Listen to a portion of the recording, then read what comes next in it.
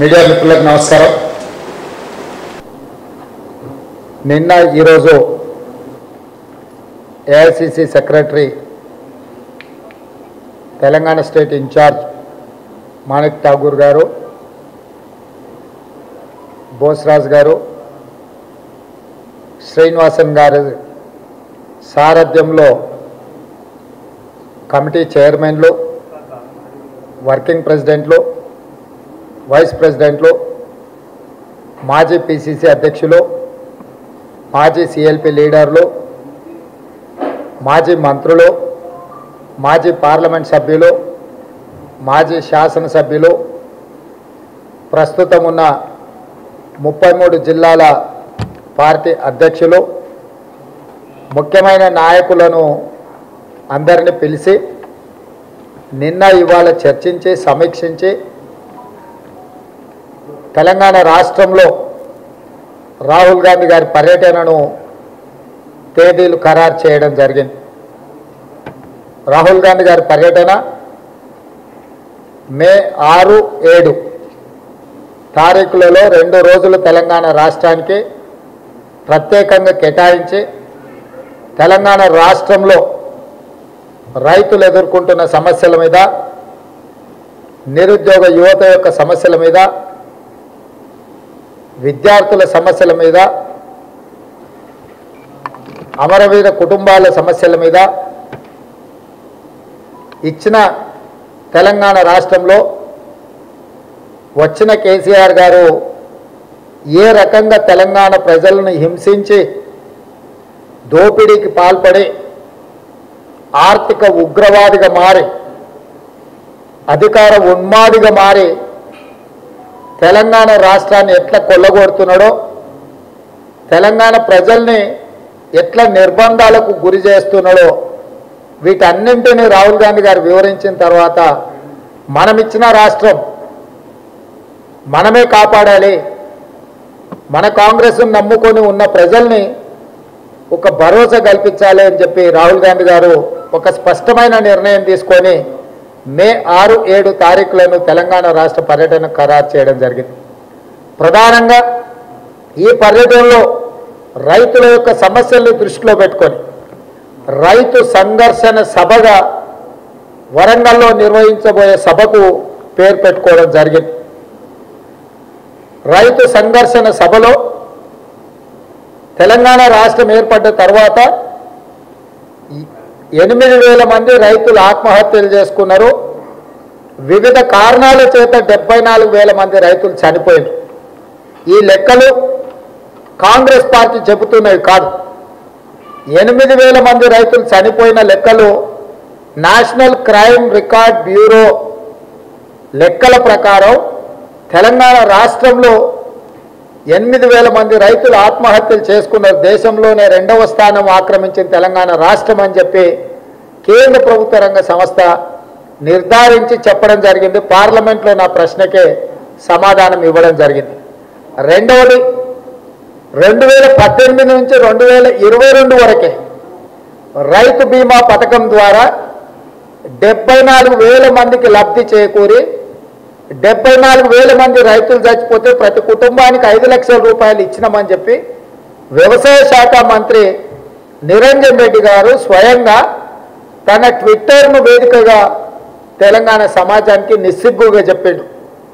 ఇదే కాదు, TRS party అవతరణ రోజు, కేసీఆర్ గారి జన్మదినం రోజు టీఆర్ఎస్ పార్టీ అన్ని పత్రికలల్లో ప్రముఖంగా తాటికాయంత అక్షరాలలో ప్రకటనలు ఇచ్చింది.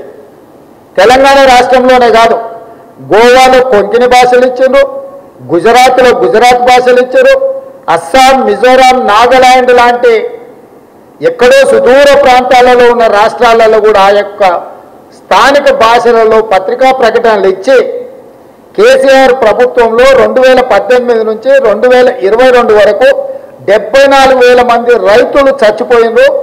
రైతు బీమా పథకంలో 5 లక్షల రూపాయల దాకా వాళ్ళ కుటుంబాలకు సహాయాన్ని అందించిన అని చెప్పి రాష్ట్ర ప్రభుత్వం, టీఆర్ఎస్ పార్టీ నిస్సిగ్గుగా కోట్లాది రూపాయలు ఖర్చు పెట్టి ప్రకటనలు ఇచ్చిండ్రు.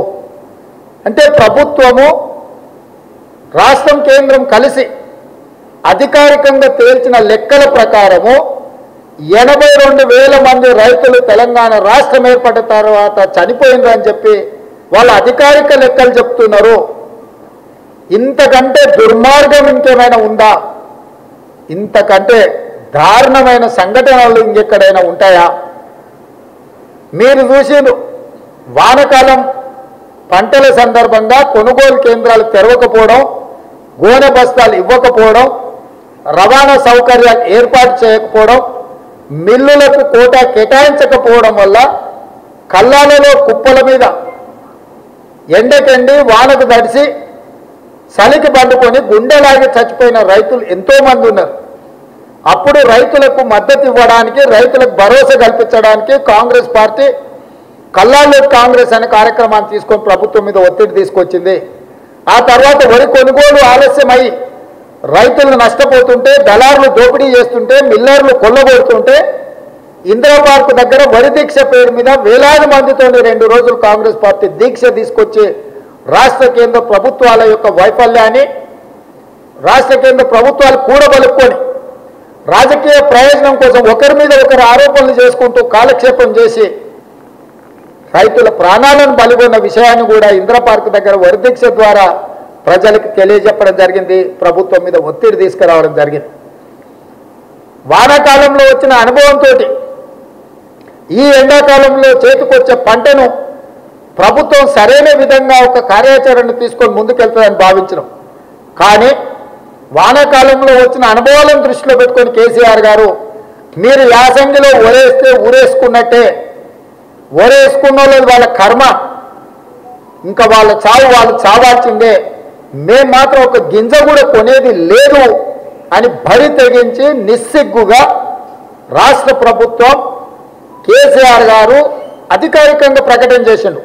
ఇంకొక కలెక్టర్ అయితే సుప్రీంకోర్టు చెప్పినా నేను వినను, మిమ్మల్ని బొక్కలేస్తా, ఏమనుకుంటున్నా బెదిరిస్తే, బెదిరించిన కలెక్టర్ను బదిలీ చేసో లేకపోతే ప్రభుత్వ ఉద్యోగం నుంచి తొలగించి శిక్షిస్తాడు అనుకుంటే అతనికి శాసనమండలి సభ్యుడిగా ప్రమోషన్ ఇచ్చి ఈరోజు అతన్ని మంత్రి చేస్తా అని చెప్తున్నాడు కేసీఆర్. అంటే కేసీఆర్ ఎంత దుర్మార్గమైన పాలనను తెలంగాణ రాష్ట్రంలో అమలు చేస్తుండో ఇవాళ తెలంగాణ సమాజం అంతా గమనించింది.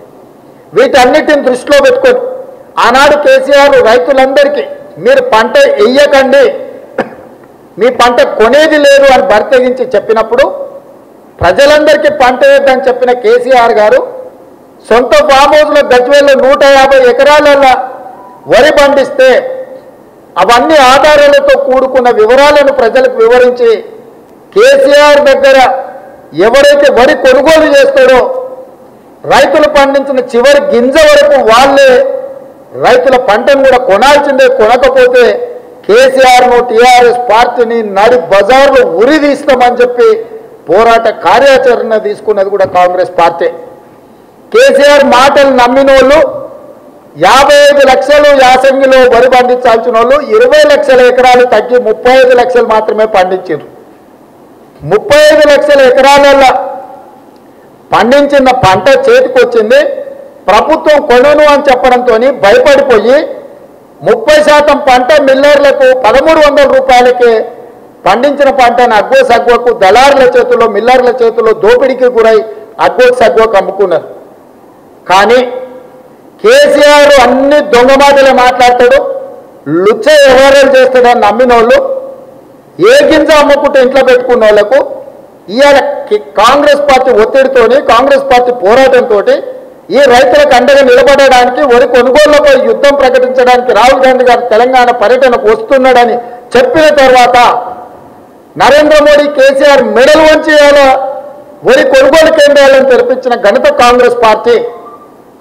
ఇప్పుడు నేను చెప్పదలుచుకున్నది ఏంటంటే కేసీఆర్ చెప్పింది చెప్పినట్టుగా నమ్మి నిజంగానే ప్రభుత్వం కొనదని పంట పండించకుండా పంట పొలాలను పడావ పెట్టుకున్న 20 లక్షల ఎకరాల రైతులు కేసీఆర్ను పూర్తిగా నమ్మినందుకు నిండా మునిగిపోయారు. రెండవది, మీరు పండించుకున్నారు, మీ కర్మ, మీరు ఎవరికైనా అమ్ముకోండి, మేము మాత్రం కొనేది లేదు అని చెప్పినప్పుడు సగం కేసీఆర్ అంటే పంట పండించవద్దు అన్నప్పుడు నమ్మలేదు కేసీఆర్ను, 50% నమ్మలేదు. కానీ 50% పంట పండించిన తర్వాత కేసీఆర్ చెప్పింది నిజం అనుకొని అగ్బోకు దళారులకు అమ్ముకున్న వాళ్ళు సగం నష్టపోయారు. ఇక మూడవది, ఈరోజు రైతుల దగ్గర ఉన్న పంట తడి పేరు మీద, తేమ పేరు మీద, దోపిడీ పేరు మీద 100 కిలోలకు 10 కిలోలు కమిషన్లు కొడుతున్న టీఆర్ఎస్ నాయకులను, మిల్లర్లను విజిలెన్స్ దాడులకు పాల్పడి క్రిమినల్ కేసులు పెట్టి జైల్లో వేయాలనేది కాంగ్రెస్ పార్టీ డిమాండ్. 2021 యాసంగి 2022 వానకాలం పంటలు కొన్న పంటను మిల్లర్లకు కేటాయించి మిల్లింగ్ చేసి బియ్యం ఎఫ్సిఐ గోడౌన్లకు సరఫరా చేయాల్సిన మిల్లర్లు 8,34,000 మెట్రిక్ టన్నుల బియ్యాన్ని సరఫరా చేయకుండా గోల్మాల్ చేసిండ్రు. ఇవాళ ఎఫ్సిఐ వాళ్ళు మిల్లర్లకు కేటాయించిన ఒడ్లు తనిఖీ చేసినప్పుడు ఒడ్లు లేవు, ఎఫ్సిఐకి బియ్యం రాలేదు, ఏవెక్కడున్నావో వివరాలు తెలుస్తలేదు. ఇవన్నీ లెక్కేస్తే దాదాపుగా 3,000 కోట్ల రూపాయల కేంద్ర ప్రభుత్వం డబ్బులు కేటాయించి ఒడ్లు కొని మిల్లర్లకు ఇచ్చి బియ్యం సరఫరా చేయమంటే మిల్లర్లు రాష్ట్ర ప్రభుత్వం కుమ్ముక్కై 3,000 కోట్ల రూపాయల బియ్యాన్ని మాయం చేసిండ్రు. దీని మీద తక్షణమే కేంద్ర ప్రభుత్వం సిబిఐ విచారణకు ఆదేశించాలి. ఇవాళ నిజంగానే బీజేపీ వాళ్ళు పదే కేసీఆర్ను బొక్కలేస్తాం, జైలుకు తోలుతాం అంటారు కేసీఆర్ కుటుంబాన్ని. నేను అడుగుతున్న కిషన్ రెడ్డి గారే స్వయంగా కేంద్ర మంత్రి గారు పత్రికా సమావేశాన్ని పెట్టి 8,34,000 క్వింటాళ్ళ బియ్యము మాయమైనవి, వీటికి కారణం మీరే కదా అని కేసీఆర్ను నిలదీసిండు. నేను అడుగుతున్న కిషన్ రెడ్డి గారిని పదే కేసీఆర్ కుటుంబాన్ని జైలుకు పంపిస్తామన్న మీరు, మీ ప్రభుత్వం కేంద్ర ప్రభుత్వం నిధులు ₹1 తప్పుదో పట్టినా కూడా సిబిఐ విచారణకు ఆదేశించే అధికారం కేంద్ర ప్రభుత్వానికి ఉంది. బ్యాంకులలో ఎవరైనా 10 లక్షలు 20 లక్షలు లోన్ తీసుకొని ఎగ్గొడితే కూడా వాటిని రాబట్టుకోవడానికి సిబిఐకి ఆదేశాలు ఇచ్చి విచారణకు చేపడతారు.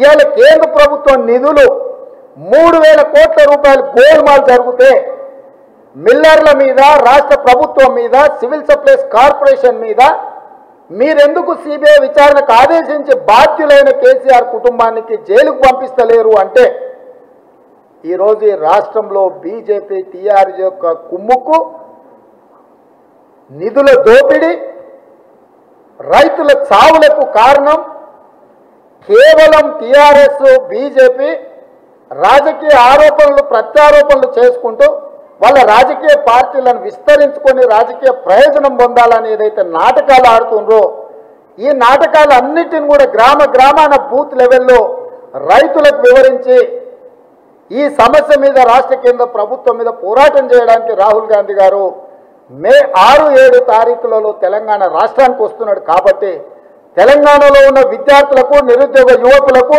రైతులకు, మహిళలకు, దళితులకు, గిరిజనులకు, మైనారిటీలకు, బలహీన వర్గాలందరికీ నేను విజ్ఞప్తి చేస్తున్నా.